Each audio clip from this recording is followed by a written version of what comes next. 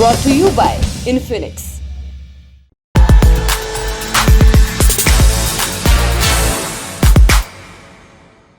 नमस्कार, सौरभ द्विवेदी नाम है हमारा और आप देखना शुरू कर चुके हैं लल्लन टॉप शो, खबरों का शो।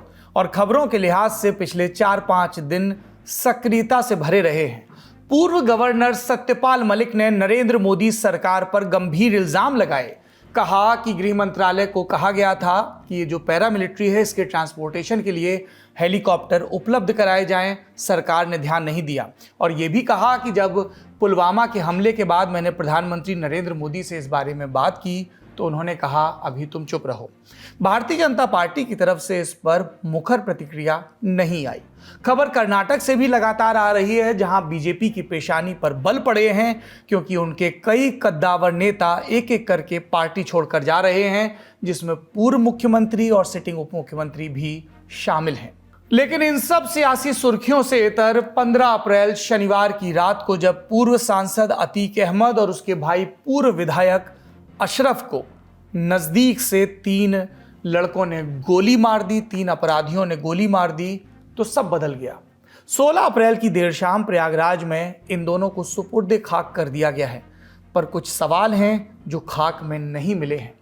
सवाल पूछे जा रहे हैं कि 100 मुकदमों वाला माफिया, पुलिस का सुरक्षा घेरा, मीडिया कर्मियों का जमावड़ा, इन सब के बीच एक तरफ से पिस्टल लेकर आए हमलावर, तड़ातड़ गोली चलती है 20 राउंड के लगभग। आनन फानन में भागते हुए कैमरे में वो नजर आते हैं और उसके बाद सरेंडर करते हैं जय श्री राम के नारे के साथ। खबर शहर में फैलती है, शहर में कर्फ्यू के हालात होते हैं, मुख्यमंत्री को सूचना दी जाती है, मुख्यमंत्री नाराज होते हैं, हाई अलर्ट मीटिंग बुलाई जाती है। मीटिंग में अधिकारियों को लखनऊ की भाषा में कहें तो चमकाया जाता है।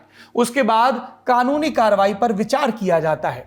फिर प्रश्न ये आता है कि जिन पुलिस अधिकारियों ने इस माफिया पर हाथ डाला, जो जांच पड़ताल कर रहे हैं, अगर उनके ही खिलाफ कार्रवाई की जाएगी तो संदेश क्या जाएगा?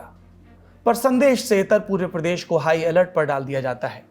मीडिया वालों की 6-6 कैमरों के सामने लगातार रिपोर्टिंग हो रही थी, फिर भी अब तक कई सवाल हैं जो बाकी हैं। इसलिए आज के लल्लन टॉप शो में इन्हीं के जवाब जानने की कोशिश करेंगे, यह सवालों का संदर्भ समझेंगे। सवाल नंबर 1, अतीक की पत्नी शाइस्ता परवीन जो उमेश पाल की हत्या में आरोपी हैं, वो कहाँ हैं? पुलिस के सूत्रों का कहना है कि जिस तरह से लगातार अतीक के परिवार पर दबाव बढ़ रहा है, देर सवेर शाइस्ता परवीन को सरेंडर करना ही होगा। सवाल यह है दूसरा कि उमेश पाल हत्याकांड के बाकी आरोपी कहाँ हैं? सवाल यह भी है कि अतीक परिवार में जो जीवित हैं वो अभी किन जेलों और सुधार गृहों में बंद हैं, और सुधार गृह में जब अतीक के 2 लड़कों को जमा किया पुलिस ने तो किस तर्क के साथ, क्योंकि एक हैबियस कॉर्पस की याचिका लगी थी। सवाल यह भी पूछा जा रहा है कि सिक्योरिटी में लूपहोल्स क्या थे? पुलिस को पता था क्या कि खतरा है, और अगर पता था तो क्या इंतजामात थे? क्योंकि जब अतीक को साबरमती की जेल से लाया जा रहा था तब उत्तर प्रदेश के डीजीपी लॉ एंड ऑर्डर, उन्होंने साफ तौर पर कहा था कि हमें वैन पर हमले का अंदेशा था। तो ये अंदेशा कुछ ही दिनों के बाद हवा में क्यों उड़ गया? पुलिस की रिमांड, मेडिकल की प्रक्रिया को लेकर सवाल उठ रहे हैं। पूछा जा रहा है कि ये जो 3 हमलावर पकड़े गए हैं, इन्होंने इस पूरे हत्याकांड की प्लानिंग कैसे की? ये छुटभइये किस्म के अपराधी थे, ये एक साथ कैसे आए और इन्हें इतने सोफिस्टिकेटेड वेपन किसने पकड़ाए? इन्होंने रैकी की, इन्होंने जो अपराध की भाषा में कहते हैं दुस्साहसिक काम किया, उसके बाद जिस तरह से सरेंडर किया। सवाल ये भी पूछा जा रहा है कि क्या अतीक अहमद और अशरफ कुछ ऐसा बताने जा रहे थे जिससे सिस्टम के कुछ पुराने चावल अपने आप को खतरे में महसूस कर रहे थे? राजनीति के तंत्र के, पुलिस के तंत्र के, प्रशासन के तंत्र के। और सवाल ये भी पूछा जा रहा है कि चौकन्नी उत्तर प्रदेश पुलिस जब ये हमलावर गोलियां बरसा रहे थे तब जवाबी कार्रवाई क्यों नहीं कर रही थी? इन सारे सवालों के सिरे तलाशेंगे आज की बड़ी खबर में। सबसे पहले हम ये समझ लेते हैं कि 15 अप्रैल की देर रात पुलिस अतीक अशरफ को लेकर अस्पताल क्यों गई थी। अतीक और अशरफ की हत्या के बाद दर्ज हुई एफआईआर के मुताबिक 24 फरवरी 2023 को उमेश पाल की हत्या हुई। साबरमती जेल में बंद अतीक और बरेली जेल में बंद अशरफ इस हत्या के आरोपी थे। दोनों को पूछताछ के लिए यूपी पुलिस प्रयागराज लेकर आई। पुलिस का कहना है कि पूछताछ के दौरान अतीक ने पाकिस्तान से हथियार मंगाने की बात कबूली। कहा कि ड्रोन के जरिए पंजाब के रास्ते हथियार मंगाए जाते हैं। एफआईआर के मुताबिक अतीक ने कहा कि हम जेल से नहीं बता सकते कि वे हथियार कहाँ रखे हैं, क्योंकि उन घरों का कोई मकान नंबर नहीं है।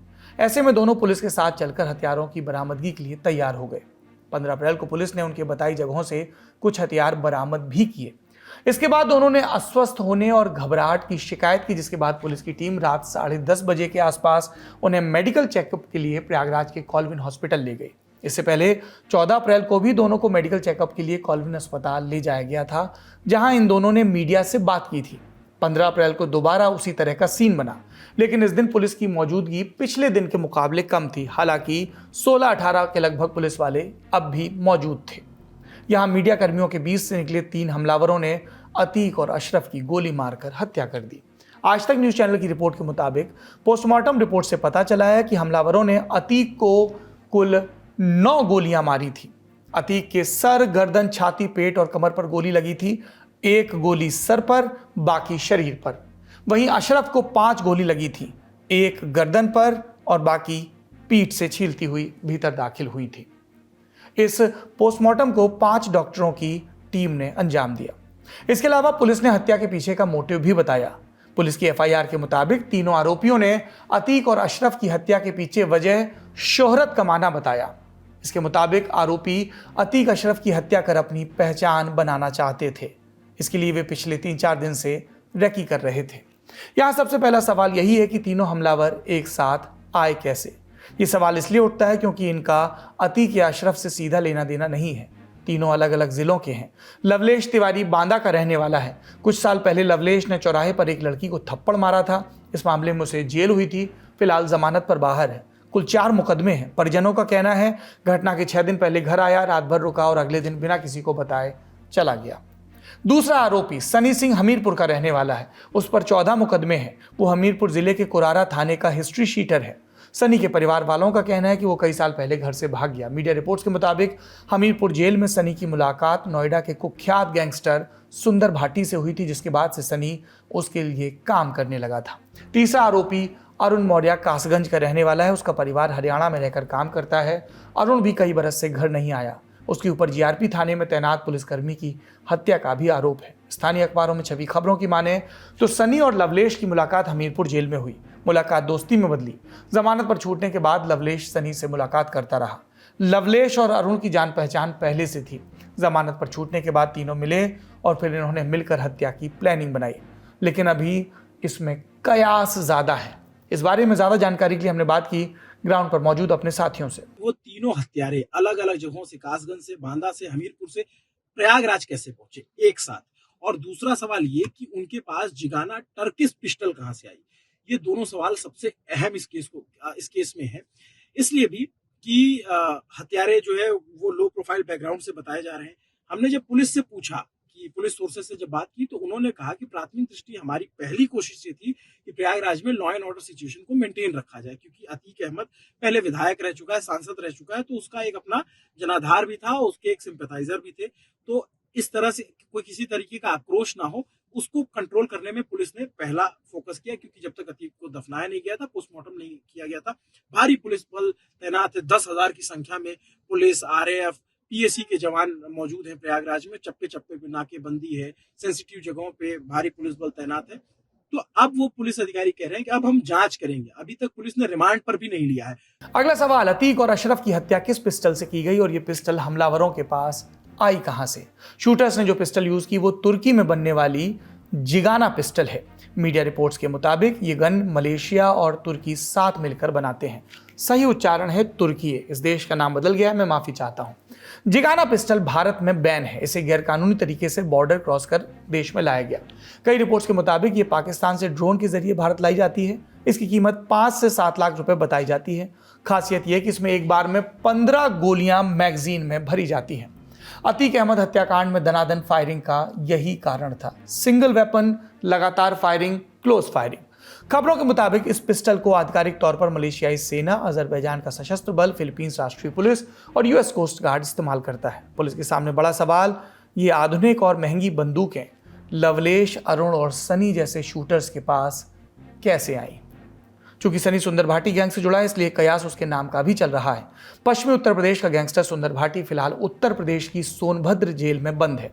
उसकी अतीक से कोई सीधी राइवलरी नहीं है, कोई दुश्मनी नहीं है। ऐसे में ये गुत्थी अभी तक उलझी हुई है कि हत्या का मोटिव और मोटिव से ज़्यादा हत्या का साजो सामान, हत्या का संसाधन कहाँ से आया। अगला सवाल यह है कि क्या पुलिस को इस हमले का अंदेशा पहले से था। उमेश पाल की हत्या के बाद अतीक अहमद ने अपनी जान को खतरा बताया था। अतीक के वकील ने सुप्रीम कोर्ट में याचिका दायर कर यूपी पुलिस की हिरासत के दौरान उसकी सुरक्षा सुनिश्चित किए जाने की मांग की थी। 28 मार्च को सुप्रीम कोर्ट ने याचिका खारिज कर दी, ये कहते हुए कि उसकी सुरक्षा की जिम्मेदारी राज्य सरकार की है। जस्टिस अजय रस्तोगी और जस्टिस बेला एम त्रिवेदी की बेंच ने कहा कि वे न्यायिक हिरासत में है। अगर उनकी जान को खतरा है तो यूपी सरकार की मशीनरी उनकी सुरक्षा का ख्याल रखेगी। बेंच ने कहा, इस मामले में अदालत हस्तक्षेप नहीं करेगी। आपके पास हाईकोर्ट के सामने जाने का विकल्प है। जो भी तय कानूनी प्रक्रिया है उसका पालन किया जाएगा। अतीक के वकील ने सुप्रीम कोर्ट से बार बार अनुरोध किया। वकील ने कहा कि वे किसी तरह की पूछताछ या हिरासत से नहीं बच रहे, पर उनकी जान को गंभीर खतरा है। फिर भी कोर्ट ने याचिका खारिज कर दी। इसके बाद तारीख आती है 13 अप्रैल की। यूपी पुलिस कहती है कि उमेश पाल हत्याकांड में आरोपी और अतीक अहमद के बेटे असद अहमद का झांसी के पास परीक्षा में एनकाउंटर में उसको मार दिया गया। एनकाउंटर के बाद यूपी पुलिस के ADG law and order Prashant Kumar press conference करते हैं और बताते हैं कि साबरमती जेल से प्रयागराज लाए जाने के दौरान अतीक अहमद के काफिले पर हमला कर उसे छुड़ाने का इनपुट भी पुलिस को मिला था। साबरमती तथा बरेली से जो इसमें 2 साजिशकर्ता नामजद थे एफआईआर में, उनको लाया गया था। इस तरह के इंटेलिजेंस इनपुट थे कि स्थानीय स्तर पे या रास्ते में कॉन्वॉय पे हमला करके अपराधियों को छुड़ाया जा सकता है। यानी एडीजी खुद ये बात कह रहे थे कि अतीक के काफिले पर हमला हो सकता है, लेकिन उस घटना के केवल 2 दिन बाद ही पुलिस की एक जीप में खुलेआम दोनों आरोपियों को लेकर लाया जाता है। तो यहाँ पर सवाल ये कि क्या पुलिस के पास हमले का इनपुट था, और अगर था तो इतनी लापरवाही क्यों हुई। सुनिए इस पर उत्तर प्रदेश के डीजीपी रहे विक्रम सिंह का क्या कहना है। ये क्योंकि अभिरक्षा का मतलब है, न्यायालय ने इस विश्वास के साथ पुलिस अभिरक्षा में दिया था ये सुरक्षित वापस जुडिशियल कस्टडी में लाए जाएंगे। वो हो नहीं पाया, उनकी हत्या हो गई और सरेआम खुलेआम। अब जहां तक त्रुटियों की बात है, आप चिकित्सा कराने ले जा रहे हैं और मीडिया कर्मी, वो भी अनचिन्हित मीडिया कर्मी, इतने नजदीक जाकर के सवाल जवाब कर रहे हैं जिसका कोई औचित्य नहीं था।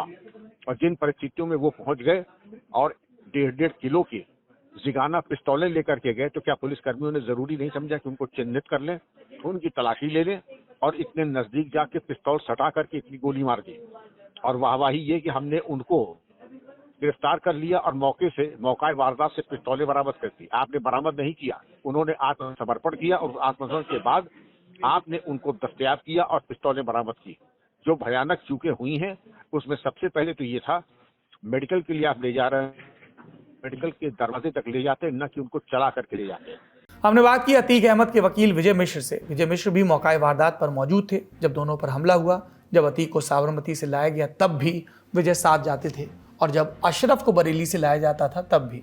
सुनिए उनका बयान। आप, जैसे मैं जान पा रहा हूँ कि आप जब साबरमती से आते थे तो आप साथ में रहते थे, जब बरेली से आते थे अशरफ तो आप साथ में रहते थे। आप ऐसे प्रोटेक्ट करते हुए चलते थे? जो कि हमें एमपी एमएलए न्यायालय कोर्ट से जो है आदेश मिला हुआ कि जब भी मैं जेल जाता हूँ मिलने के लिए उनसे, तो न्यायालय के आदेश से ही जाता हूँ। तो ऐसे टाइम पे जाता था जब उनको इलाहाबाद ले जाया जाता था, तो मेरी मुलाकात भी उनसे विधि तरीके से होती थी और फिर उनको लेके आते थे भी इलाहाबाद। तो ये आप नज़र रखते थे कि गाड़ी चल रही, जैसे बहुत बार गाड़ियाँ पलटने का आशंका जताई जा रही है? चूँकि जब ये उमेश पाल अपहरण कांड का जजमेंट आया था तो उस समय ये भी अशरफ जी से कहा गया, अशरफ जी ने ये कहा कि उनके जो है 15 दिन से जेल में निकाल के 15 दिन बाद हत्या कर दी जाएगी। इस जो है बात को भी ले गंभीरता से लिया गया था, इस वजह से भी उनके साथ जाना आए गए थे हम। तो आप लोगों को अंदेशा था ऐसा कुछ हो सकता है? हाँ, पूर्व विधायक अशरफ जी ने भी कहा था कई बार कि ऐसी घटना हमारे साथ की जा सकती है, इसलिए हाई कोर्ट में भी हम सुरक्षा की मांग किए थे। हाई कोर्ट से भी आदेश सुरक्षा को लेकर हुआ था और लोअर कोर्ट में भी हमने सुरक्षा का जो है मांग की थी, जिसकी जो है प्रार्थना पत्र पेंडिंग पड़ी हुई थी। लेकिन हाई कोर्ट से हमें सुरक्षा का जो है आदेश मिल चुका था, जिसके अनुपालन में पुलिस प्रशासन जो है विफल रही। पुलिस का फेल्योर मानते हैं इसको? जी हाँ, इसको तो पुलिस ही विफल रही, यही माना जाएगा। तो अभी आप लोगों का अगला लीगल कदम क्या होगा इस पूरे प्रकरण में? अभी तो इतनी बड़ी घटना घट गई है, उससे ही घर वाले सदमे से उबर नहीं पा रहे हैं। जब ये थोड़ा सा जो है सब घर वाले ठीक हो जाएंगे तो उसके बाद ही बात करके इसमें कुछ कार्रवाई की जाएगी। आप अतीक के कौन से केस में वकील थे? कब से उनके केसेस लड़ रहे थे? सन 2018 से हम उनके केस लड़ रहे थे और सन 2019 से विधायक अशरफ जी के केसों में हम इन्वॉल्व हुए थे। तो ये जो उमेश पाल हत्याकांड हुई, इस केस को भी आप देख रहे थे? उमेश, हाँ जी बिल्कुल, उमेश पाल हत्याकांड भी चूँकि अभी जो है 1.5 महीने पुराना ये जो है हत्याकांड हुआ है, घटना हुई है, तो इसको भी हम देख रहे हैं। अगला सवाल, क्या अतीक अशरफ के पास कोई ऐसा राज था जिससे पुलिस या प्रशासन के अधिकारियों को या राजनीतिक तंत्र को खतरा था? ये सवाल इसलिए उठता है क्योंकि अतीक की पत्नी शाइस्ता परवीन ने बाकायदा मुख्यमंत्री योगी आदित्यनाथ को चिट्ठी लिखकर 2 पुलिस अधिकारियों पर गंभीर आरोप लगाए। 27 फरवरी को शाइस्ता ने चिट्ठी में लिखा कि प्रयागराज के पुलिस कमिश्नर रमित शर्मा और एसटीएफ के एडीजी अमिताभ यश ने अतीक अहमद की हत्या की सुपारी ली। एक चिट्ठी और धमकी की बात और आई, लेकिन इसमें से नाम सामने नहीं आया। अशरफ का एक वीडियो वायरल है। ये वीडियो 28 मार्च 2023 का है। उमेश पाल अपहरण कांड में पेशी के बाद अशरफ वापस बरेली जेल पहुंचा। जेल पहुंचते ही अशरफ ने जेल वैन से मीडिया से बात करते हुए कहा कि उसे 2 हफ्ते बाद जेल से निकालकर निपटा दिया जाएगा। अशरफ का कहना था कि उसे एक बड़े पुलिस अधिकारी ने धमकाते हुए ये बात कही। 2 हफ्ते में निपटा दिए जाओगे, 2 हफ्ते में फिर तुमको निकालेंगे जेल से और निपटा दिए जाओगे। माननीय चीफ जस्टिस को और इलाहाबाद के चीफ जस्टिस को और माननीय मुख्यमंत्री को मेरा बंद लिफाफा पहुंच जाएगा अगर मेरी हत्या होती है तो। यहाँ पर पुलिस महकमे से जुड़े लोग कहते हैं कि चूंकि प्रयागराज कमिश्नरी के तहत ही अतीक और अशरफ और उनके गैंग पर शिकंजा कसा जा रहा था, शायद इसलिए भी वो कमिश्नर रमित शर्मा का नाम ले रहा था। और चूंकि एसटीएफ इस तरीके के ऑर्गेनाइज्ड क्राइम में एक्टिव रहती है, इसलिए अमिताभ यश का नाम आ रहा था। ये पुलिस से जुड़े सूत्रों का कहना है। अपराधियों से जुड़े सूत्रों का क्या कहना है वो उन्होंने बाइट पर बयान कर दिया। बाकी न्यायिक जांच की बात है, उस पर भी आएंगे, पर फिलहाल इसी प्रकरण को और समझते हैं। हमले से 17 दिन पहले अशरफ ने अपनी मौत की आशंका जताई और इसके लिए जिम्मेदार बताया किसी बड़े अधिकारी को। तो यहाँ पर सवाल ये है कि क्या अतीक और अशरफ को पुलिस अधिकारियों से भी खतरा था? सुनिए इस पर ग्राउंड पर क्या चहल पहल है। अशरफ और अतीक के वकील विजय मिश्रा ने, जो विजय मिश्रा लगातार वो वकील हैं जो लगातार उस काफिले के साथ चलते थे। उस चाहे अशरफ को लाना हो चाहे अतीक को लाना हो, तो एक वकील को इजाजत थी और वकील उस काफिले के साथ लगातार उनकी गाड़ी भी चलती थी। तो उन्होंने कहा कि ऐसी चिट्ठी, कुछ चैनलों से हवाले से खबर आई कि ऐसी चिट्ठी है और वो हाईकोर्ट में प्रस्तुत की जाएगी। जब मैंने उनसे बातचीत करने की कोशिश की और बातचीत में मुझे ये पता लगा वो नाम डिस्क्लोज नहीं कर रहे हैं। वो ये कह रहे थे कि उनके पास कोई चिट्ठी है, लेकिन वो नाम अब भी नहीं बता रहे हैं। कई सारे कयास लगाए जा रहे हैं, लेकिन किसी तरीके का नाम होना और चिट्ठी है भी या नहीं, इस पर भी सवाल है, क्योंकि वो चिट्ठी अभी तक सामने आई नहीं है। सिर्फ वो जुबानी है कि हाँ कोई चिट्ठी है। तो इस चिट्ठी ने जो है, जुबानी चिट्ठी ने पूरे प्रशासन की होश उड़ा रखे हैं। इसकी जांच हो रही है कि ऐसा कुछ है कि नहीं है। अब सवाल जड़ा उस मूल मामले से जहां से सब शुरू हुआ। उमेश पाल हत्याकांड मामले में कुल 10 आरोपी, 6 मारे गए, बाकी 4 कहां हैं?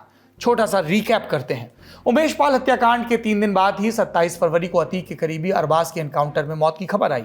अरबाज पर आरोप, उमेश पाल हत्याकांड में इस्तेमाल कार वो चला रहा था। इसके बाद पुलिस ने 6 मार्च को विजय कुमार उर्फ उस्मान चौधरी के एनकाउंटर की जानकारी दी। उस्मान पर उमेश पाल को गोली मारने का आरोप था। कहा गया कि उस्मान वो शूटर था जिसने उमेश पाल को पहली गोली मारी। फिर 13 अप्रैल को असद के एनकाउंटर की खबर आई और 15 अप्रैल की देर रात अतीक और अशरफ की हत्या कर दी गई। अब बचे हैं 4 आरोपी, गुड्डू मुस्लिम, अरमान, साबिर और पत्नी अतीक अहमद की शाइस्ता परवीन। पुलिस को इन 4 की तलाश है। अतीक की पत्नी शाइस्ता पर 50,000 का इनाम है, बाकी तीनों पर 5-5 लाख रुपए का। अरमान और साबिर का कोई सुराग नहीं मिल पाया। लेकिन जब तक गुड्डू मुस्लिम की खबरें आ रही हैं, वही गुड्डू मुस्लिम जिसका नाम अशरफ ने गोली लगने से ठीक पहले लिया था।